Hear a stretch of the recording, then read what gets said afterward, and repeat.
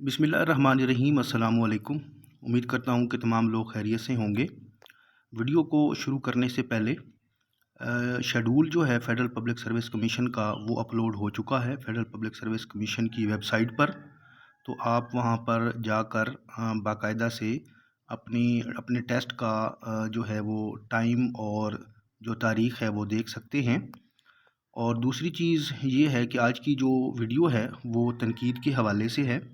تنقید کے حوالے سے کچھ اہم سوالات جو ہیں وہ اس ویڈیو میں شامل کیے گئے ہیں، تو ویڈیو کو ہم سٹارٹ کرتے ہیں۔ پہلا سوال کچھ یوں ہے کہ تنقید کا آغاز کہاں سے ہوا؟ جواب اس کا ہوگا یونان۔ دوسرا سوال ہے کہ شعر و ادب پر پہلے باقاعدہ نظریات کس نے پیش کیے؟ دو آپشن ہیں اور اس میں سے جو درست ہے وہ ہے افلاطون۔ تیسرا سوال ہے کہ کس نے فنون لطیفہ کو تیسرے درجے کی نقالی قرار دیا؟ جواب ہوگا افلاطون۔ اگلا سوال ہے کہ ادبی اور نظری تنقید پر دنیا کی پہلی کتاب کون سی ہے؟ جواب ہوگا اس کا بوتیکا۔ پانچواں سوال ہے کہ شاعری نقل کی نقل ہے، کس کا قول ہے؟ درست جواب ہے اس کا افلاطون۔ چھٹا سوال کہ رومانی ناقدین کس نقاد کو اپنا امام تصور کرتے ہیں؟ جواب ہے اس کا لونجائنس۔ ساتواں سوال ہے کہ کس نقاد کے نزدیک شعر و ادب کا سب سے بڑا کام قارئین کو مسرت بخشنا ہے؟ جواب اس کا ہوگا لونجائنس۔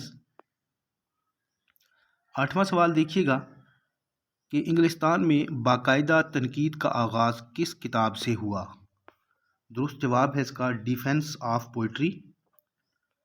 نامہ سوال ہے کہ کس نقاد نے سب سے زیادہ اہمیت تخیل کو دی؟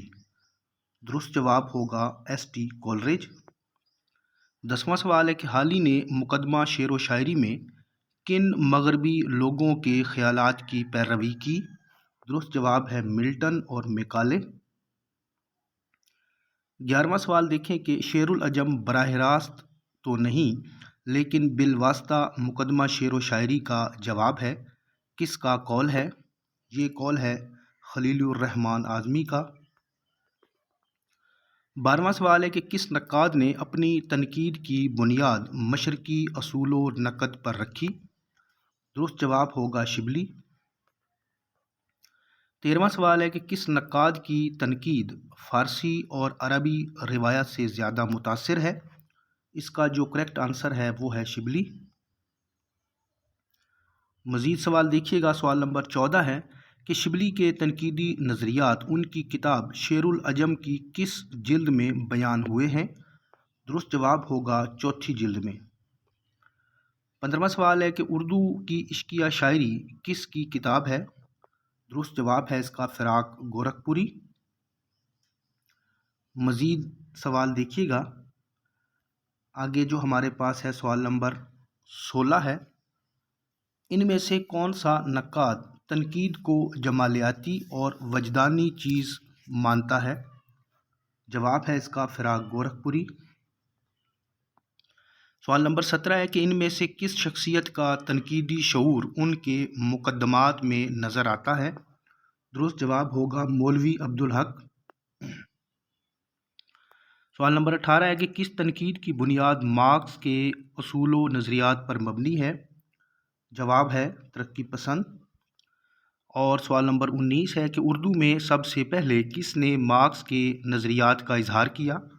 درست جواب ہوگا اختر حسین رائے پوری۔ 20واں سوال دیکھیں کہ سخن ہائے گفتنی کس کی تنقیدی کتاب ہے؟ جواب ہوگا کلیم الدین احمد۔